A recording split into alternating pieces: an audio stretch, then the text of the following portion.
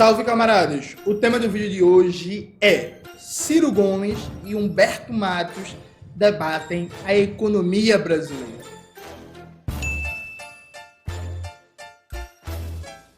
Antes de começar propriamente o tema do vídeo do canal, quero muito agradecer a você que ajuda a manter e melhorar nosso canal a partir do Apoia-se. Seu apoio é fundamental para a gente continuar o nosso trabalho. Note, o Humberto lançou um react do Ciro Gomes, né? O vídeo do Humberto tem 1 hora e aí eu assisti hoje o react enquanto eu lavava prato e roupa. Tô gravando um videozinho rápido para fazer um comentário. Tem vários aspectos do vídeo do Humberto que eu não vou entrar, alguns debates sobre como o Ciro tá usando os dados e por aí vai, sobre os aspectos de comunicação do Ciro, sobre o Ciro e nacionalismo e proximidade com a direita e tal. Enfim, alguns debates tangenciais eu vou deixar de lado. Por quê? O que é que eu acho interessante? O que é que me chamou a atenção? Duas coisas, uma mais secundária e uma outra central. Vamos primeiro falar da secundária. Humberto, ao meu ver, perdeu uma grande oportunidade de entrar naquele que é um dos principais erros da abordagem macroeconômica do Ciro. Veja, gente, o Ciro erra, viu? Ele tem problemas, ele tem contribuições. Eu já falei, inclusive, em várias entrevistas que, para mim, o Ciro tem uma contribuição que ninguém tira dele, que quando ele volta para o debate público em 2016, no contexto do golpe, ele politiza a economia. O debate econômico é politizado pelo Ciro, inegavelmente. Ele faz uma pedagogia política em torno de temas econômicos que há muito tempo a gente não tinha no Brasil, nos candidatos que estavam ali colocados, seja do PT, seja do PSOL, seja candidatos de figuras nacionais, né? Mas o Ciro, ele tem um problema, que ele parte quase que da lei de Say, que ele acha que o nível de poupança de um país determina o grau de investimento. Ele cita isso no vídeo dele, Humberto faz o react, faz um debate até em torno disso, roça ali o tema, mostrando que tem problemas na abordagem do Ciro, mas não entra diretamente. Porque, veja, o grau de poupança, o quanto você consegue economizar para investir, tem sim uma relação com o nível geral de investimento da economia. Então, vamos pegar um exemplo quase que absurdo, só para ilustrar o ponto. Se a imensa maioria das empresas de um país, sejam empresas públicas ou privadas, estiverem operando no vermelho, em dificuldades, tendencialmente o grau de investimento desse país vai se reduzir. Tranquilo, é isso. Há sim uma relação entre o grau de poupança, especialmente no setor privado, e o nível de investimento. O Ciro, ele foi muito marcado pela experiência dele enquanto governador do Ceará e prefeito de Fortaleza. Um governo do estado, uma prefeitura, são entes subnacionais que não produzem moeda, são consumidores de moeda. Então, o grau de investimento de um ente subnacional, de um governo do estado e de uma prefeitura, depende basicamente do que ele arrecada, do que ele recebe de transferências, parcerias do governo federal e do crédito que ele consegue, seja de instituições públicas, seja de instituições privadas. Então, para um governo do estado, faz sentido a lógica de poupar, economizar gastos para aumentar a capacidade de investimento. Isso é muito marcante na cabeça do Ciro, porque ele fez uma política de saneamento financeiro ali quando era governador do Ceará, conseguiu elevar de maneira substantiva o grau de investimento do Estado, fazendo inclusive alguns investimentos bons que renderam um efeito multiplicador importante para a economia do Ceará. Isso é muito marcado na cabeça dele. Só que dentro da perspectiva de você pensar uma economia monetária soberana como um todo, não é o grau de poupança que determina a taxa de investimento. O grau de investimento da economia tem uma série de variáveis macroeconômicas que determinam ela e que a gente pode falar com tranquilidade que nem é o grau de poupança, por exemplo, das empresas que é o determinante central disso. Então, assim, vamos pegar um exemplo clássico. O próprio Ciro gosta de citar muito, o complexo industrial militar, né, e aeroespacial e de defesa dos Estados Unidos. O grau de investimento ali é alto, não é porque é da sanidade financeira das empresas, a capacidade de poupar e investir, nem necessariamente, embora isso seja um fator importante, do custo médio do crédito, né, que é muito mais barato nos Estados Unidos do que, por exemplo, no Brasil. É porque existe uma encomenda permanente a partir dos gastos do aparato público do imperialismo estadunidense, né? Então, ali, o complexo industrial militar, da defesa, as Forças Armadas dos Estados Unidos, o Pentágono, ONU, a NASA, o Programa Aeroespacial e tudo isso, garante uma demanda permanente, garante a capacidade dessas empresas de manterem um altíssimo grau de investimento, porque você tem ali uma conjunção que está funcionando entre proteção de inovação tecnológica, proteção de mercado para concorrência, que assim, nem acho, viu, gente, que uma empresa chinesa, por exemplo, vai pegar um contrato bilionário com o Departamento de Defesa dos Estados Unidos, né? Reserva de mercado, uma taxa de juros aceitável, leis de patentes favoráveis, né, à proteção da inovação, ao investimento de longo prazo na pesquisa, no desenvolvimento e um fluxo permanente de demanda, tá ligado? Então, a demanda é que determina o grau de investimento daquilo ali. Então, assim, tem vários exemplos na história dos Estados Unidos, um dos mais famosos, que alguns até dizem que foi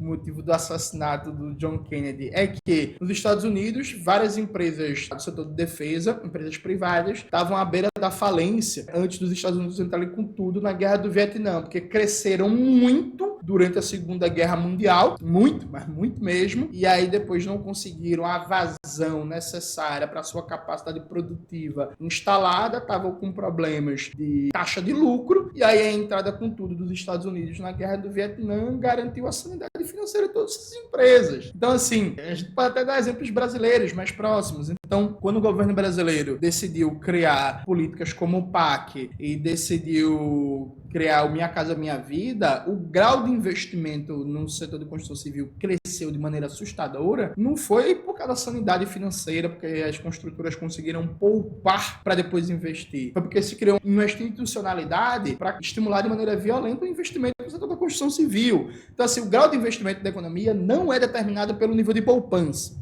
Isso não é bem verdade, sabe? Há muito mais um mix de políticas econômicas, né, um certo regime macroeconômico que passa por compras governamentais, que passa por proteção do mercado, que passa por proteção à inovação, por estímulo a ganhos de produtividade, produção de máquinas e equipamentos e por aí vai, que vai determinar o grau de investimento da economia. Isso é um elemento meio que secundário, no sentido, está colocado hoje para o Brasil, até porque inclusive o Ciro não é presidente, se o Ciro fosse presidente isso seria um debate muito mais importante, mas isso explica porque o Ciro acha que é importante sanear as contas públicas, que ele acha que assim, o grau de investimento de um país e a capacidade de tocar um projeto nacional depende do equilíbrio das contas públicas. Tirando a parte do detalhe, vamos para a parte mais importante. Veja, com todos os problemas que a gente possa encontrar no Ciro, e com algumas discordâncias que eu tenho também com a fala do Humberto, tem um elemento ali muito importante, que é o debate que está colocado pelos dois, com perspectivas um pouco diferentes, que é o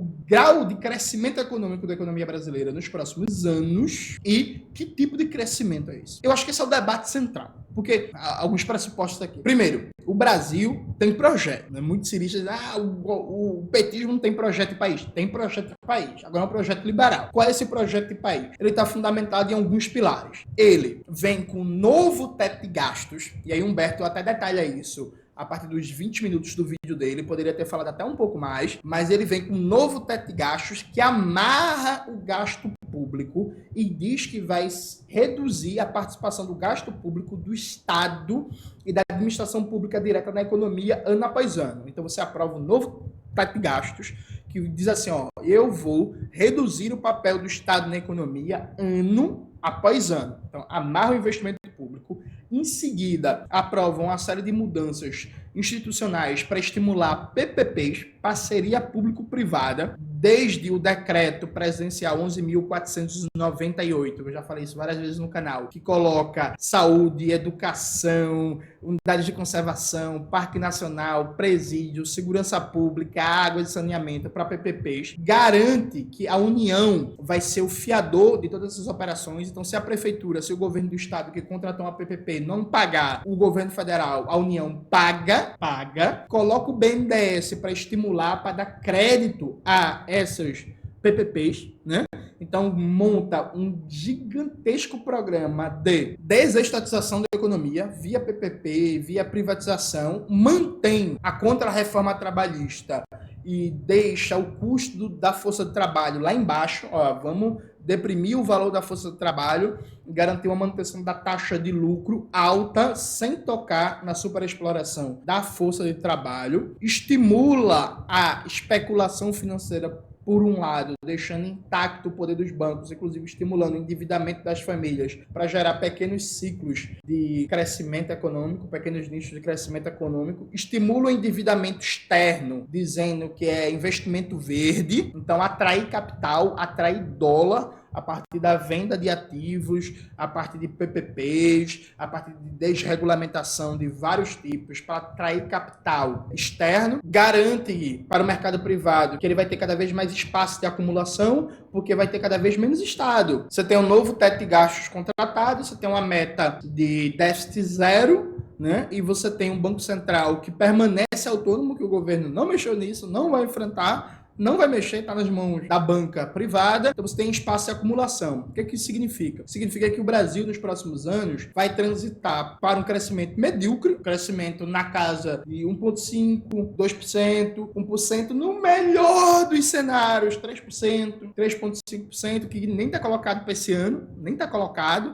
né? Mas é isso, o Brasil vai continuar um crescimento medíocre, um crescimento guiado pelo investimento privado, um crescimento que vai aprofundar desigualdades, que vai estar baseado na superexploração da força de trabalho, um crescimento que não vai mudar o papel do país na divisão internacional do trabalho e na economia imperialista global. Então, o país Brasil vai continuar sendo um país de capitalismo dependente, que vai ter entre seus motores principais o setor primário exportador, por um lado, com o protagonismo do agronegócio, da mineração e da exploração de petróleo bruto, e pelo outro lado, a especulação financeira, mantendo consistentemente as maiores taxas de juros do mundo. Então, assim, o debate ali que o Ciro traz e que o Humberto traz é um debate de horizonte de mais médio e longo prazo, percebe? Que assim, gente, vamos lá, vamos fazer um debate aqui. Veja, o que está colocado hoje enquanto projeto de país é um projeto liberal. Ah, Júnior, mas o Lula foi para o Rio de Janeiro e anunciou que vai construir sedes do Instituto Federal. Não, do caralho.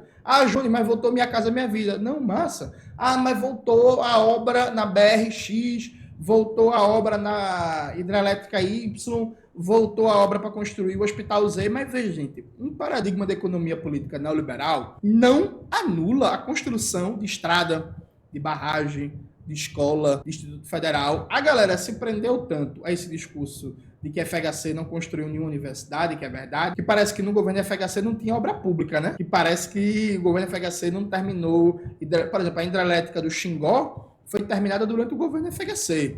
É uma das maiores hidrelétricas do Brasil e do mundo. E aí, para um governo FHC não é liberal por causa disso, não. Não foi neoliberal, não. Porque terminou a hidrelétrica do Xingó. Porque terminou a construção de várias BRs. Peraí, gente. Vamos fazer um debate sério. O marco da economia política que guia o projeto de governo e que se diz se ele está em coordenação harmônica com o que está colocado, né, na dinâmica de reprodução capitalista, ou se está em contradição, se está em enfrentamento. O marco da economia política é todo neoliberal. Então, de um lado, repetindo, amarra o investimento público com um novo teto de gasto, do outro lado, estimula o investimento privado violentamente via PPP, de todo tipo que você imaginar, PPP de presídio, PPP de floresta, PPP na saúde, na educação. Então, sai estimulando investimento privado, desestatizando a economia, bota dinheiro do BNDES nisso, mantém a contra-reforma trabalhista do Michel Temer e mantém todos os processos de pejotização, uberização da força de trabalho, não mexe nada, mantém a superexploração da força de trabalho, busca estímulo ao endividamento externo, estímulo à atração de capital externo, sem nenhum tipo de planejamento, sem nenhum tipo de contrapartida, sem transferência tecnológica, sem nenhum projeto estratégico, é só garantir o fluxo da balança de pagamentos, né, e o fluxo de entrada de novos investimentos estrangeiros diretos, e aí foda-se as consequências do país, e aguarda o funcionamento dos tradicionais motores do setor primário exportador, né, que em 2023, por exemplo, o crescimento da economia brasileira foi bastante pronunciado, porque em 2022, a safra plantada em 2022 foi uma safra recorde do agronegócio, né, em que alguns setores do agronegócio cresceram mais de 20%, como inclusive o Ciro fala no vídeo e o Humberto comenta. Então, assim, é quase como, não é deixar no piloto automático, no sentido porque tem um aprofundamento aqui do neoliberalismo em vários aspectos, mas assim, é um certo piloto automático no sentido de que a economia brasileira é um capitalismo dependente, periférico e subdesenvolvido. É um capitalismo que está cada vez mais baseado num padrão de hiperespecialização produtiva com peso crescente do setor primário exportador, do agronegócio, da mineração e etc., e uma economia que tem um outro grande polo de acumulação centrado na especulação financeira, no rentismo. A gente vai manter esses dois polos centrais de acumulação, o setor primário exportador e o rentismo, tal como estão, vai manter o padrão de superexploração da força de trabalho e vai esperar pequenos ciclos de crescimento econômico a partir do investimento privado, né? Promovendo brutais desestatização da economia e redução do papel do Estado e da administração pública direta na economia brasileira. Então, assim, nos próximos anos, o que está de expectativa? Ou a gente tem um crescimento medíocre, muito aquém de qualquer tipo de necessidade do povo trabalhador brasileiro, porque assim, o crescimento no capitalismo, por si só, ele é concentrador de renda e riqueza, né? Porque os proprietários do meio de produção vão necessariamente se apropriar de mais, né, da riqueza nesse crescimento econômico. Um crescimento medíocre, em que o crescimento da taxa de lucro está descolado do crescimento econômico geral, é pior ainda, percebe? Então, assim, crescimento econômico no capitalismo não necessariamente é bom, um crescimento medíocre é pior ainda, entendeu? Então, crescimento econômico medíocre, e se crescer, é uma tragédia, porque se crescer, isso significa duas coisas. Isso significa que a desestatização da economia brasileira está indo de vento em polpa, e significa provavelmente que o agro tá bombando, sabe? E o setor primário exportador de maneira geral. Então, assim, o que é o agro, gente? O agro é a soja, é a carne de vaca, a monocultura, é o latifúndio, é prejuízo ambiental, é um setor que não gera efeitos de encadeamento na economia, que não gera emprego, que não gera produção de ciência e tecnologia, que não gera complexidade produtiva, porra nenhuma, que vive hipersubsidiado pelo Estado, se apropriando do fundo público. Então, assim, cada aumento do poder econômico do agronegócio significa mais poder político para um setor da classe dominante que está disposto a certas coisas. Por exemplo, quem foi que fez a maior pressão para o Brasil assinar o Acordo de Livre Comércio com a União Europeia? Foi o agronegócio. Então, os caras estavam dispostos a terminar de fuder o Brasil para conseguir entrar no mercado europeu com mais liberdade e com menos barreiras protecionistas. Então, por exemplo, no Acordo de Livre Comércio do Brasil e União Europeia, uma das cláusulas que estavam lá, que eles queriam impor ao Brasil, era proibir os mecanismos de compra governamental, desregulamentar, né? E fazer com que, por exemplo, toda compra governamental para o SUS pudesse ser feita em empresas privadas estrangeiras. Se ia terminar de arrebentar com a economia industrial da saúde no Brasil. Terminar de arrebentar, assim, ia destroçar. E foda-se. Porque o agronegócio quer entrar com mais liberdade no mercado alemão, no mercado francês, no mercado holandês, no mercado belga. Então, assim, quanto mais poder econômico esse povo tem, eles têm mais poder político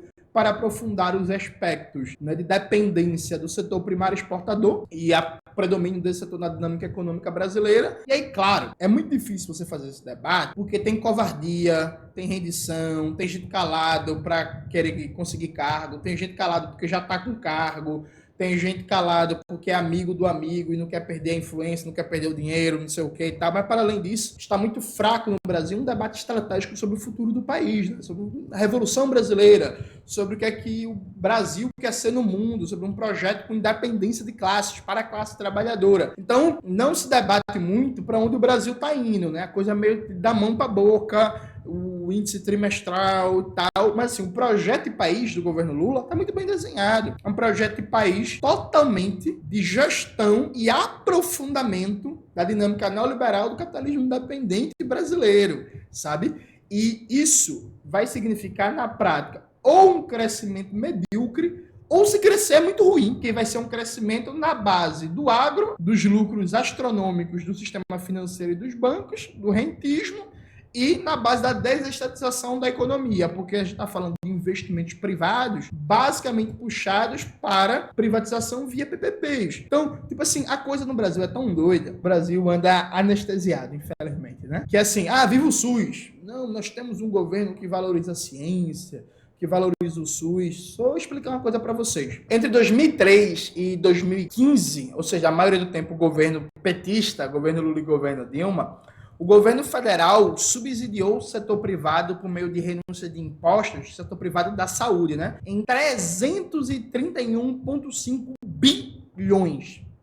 E, segundo a Associação Nacional dos Auditores Fiscais fiscais da Receita Federal, a Unafisco, que é uma fonte de dados, inclusive, muito boa, o governo federal deixará de arrecadar 568,1 bilhões somente em 2023 do setor privado da saúde. O que eu respondo é um montante 4 vezes maior que o orçamento do governo federal para a saúde, ou seja, mais de 500 bilhões o governo do Lula está abrindo mão de arrecadar para a saúde. Aí o governo abre mão de arrecadar mais de 500 bilhões do setor privado da saúde, os planos de saúde fazem o que querem, porque o governo Lula nunca enfrentou e nem vai enfrentar nesse governo agora o modelo de agências reguladoras montado por FHC, que é a fina flor do neoliberalismo, né? Privatiza e depois cria uma agência reguladora que é totalmente capturado pelo setor da burguesia, né? Do setor. Então, assim, os planos de saúde fazem o que querem, aumenta como querem.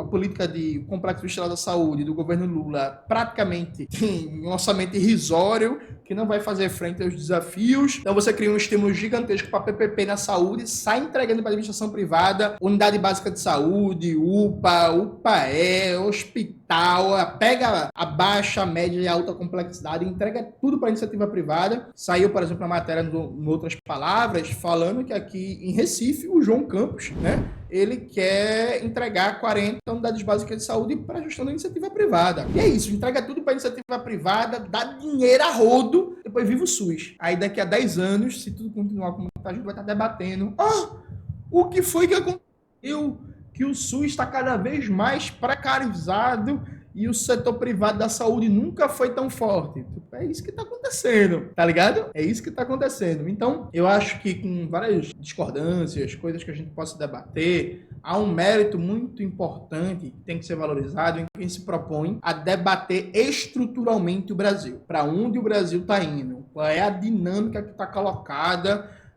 de projeto na luta de classes brasileira. Nesse momento, embora exista uma polarização política e eleitoral, e existe, e é muito forte, entre a extrema-direita, liderada pelo bolsonarismo, e o lulismo, por trás dessa polarização política eleitoral, existe uma unidade muito forte da classe dominante brasileira em torno de um projeto de aprofundamento e gestão do neoliberalismo no Brasil, que está indo muito bem, obrigado, e com aplauso de vários pensadores e pensadoras anti-keynesianos, anti-desenvolvimentistas, anti-marxistas, e que agora elogiam e defendem teto de gastos. Acho que essa é a questão central que a gente está enfrentando nessa conjuntura desde uma perspectiva do debate econômico e para onde está indo o Brasil. É isso, galera. Espero que vocês tenham gostado do vídeo de hoje do canal. Não se esqueça de se inscrever no canal, ativar o sininho, curtir esse vídeo, compartilhar e tudo isso que vocês já sabem.